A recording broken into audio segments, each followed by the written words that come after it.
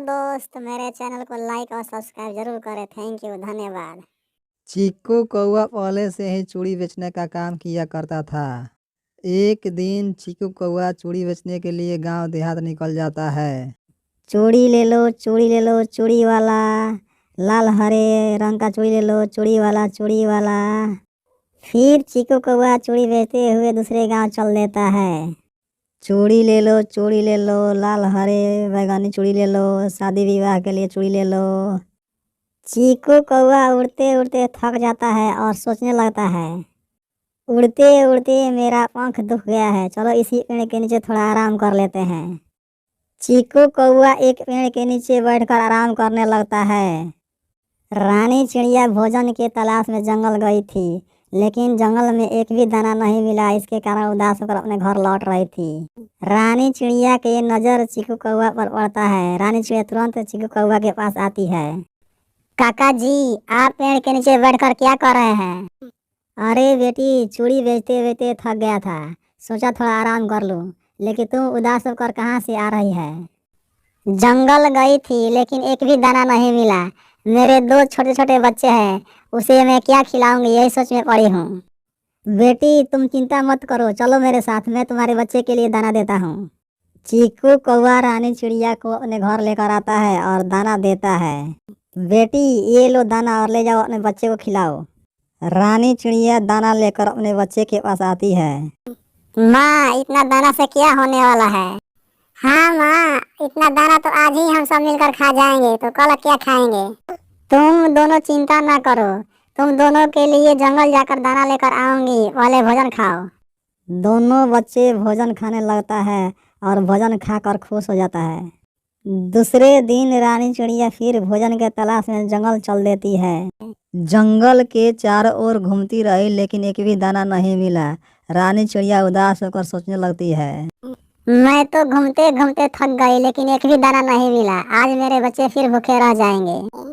रानी चिड़िया यही सोचकर चीकू कौआ के घर आती है। काका जी, आज देहात चूड़ी बेचने नहीं गए क्या? क्या करूं बेटी, अब मैं बूढ़ा हो गया हूँ, अब पहले की तरह देहात नहीं घुमा जा रहा है, इसीलिए चूड़ी बेचने देहात नहीं गया। लेकिन तुम यहाँ कैसे आई? आज फिर जंगल गई थी, लेकिन एक भी दाना नहीं मिला। मैं बहुत दुखी हूँ। दुखी होने से क्या फायदा, एक काम करो, ये मेरा चूड़ी ले जाओ देहात और चूड़ी बेचो, मैं तुम्हें दाना भी दूंगा और पैसा भी। ये क्या कर रहे हैं काका जी? हाँ बेटी, मैं सही कह रहा हूँ। वैसे तो मैं बहुत बूढ़ा हो गया हूँ, अब मुझसे इतना गाँव नहीं घूमा जा रहा है।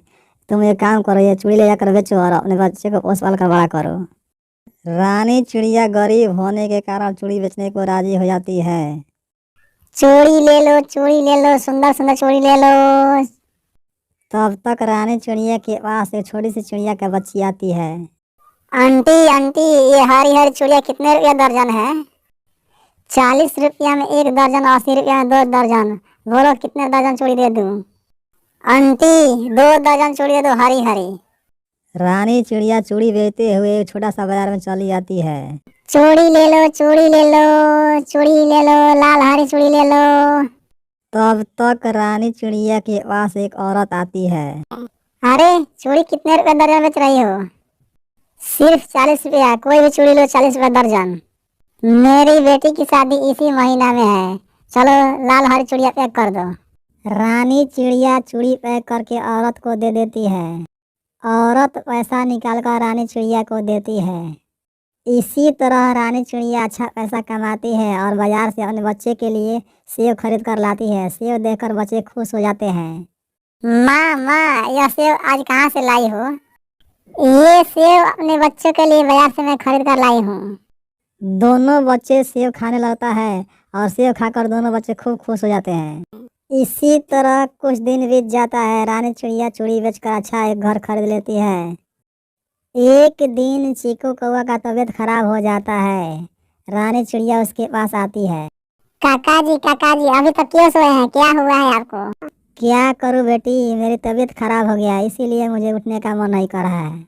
रानी चिड़िया इतना बात सुनते ही दवा लाने चल देती है। थोड़े देर के बाद दवा लेकर आती है और चीकू कौवा को दवा देती है। चीकू कौवा पहले की तरह बिल्कुल ठीक हो जाता है। रानी चिड़िया चीकू कौवा को अपने घर लेकर आती है। माँ माँ, ये कौन है? ये काका जी है, इन्हीं के चूड़ी दुकान से मैं इतना आगे बढ़ी हूँ। काका जी, आप हमारे साथ हमारे घर रहिए, मैं आपके साथ खेलूंगा। ठीक है, समझो मैं तुम्हारे साथ ही रहूँगा। इस प्रकार दोनों परिवार खुशी पूर्वक रहने लगता है।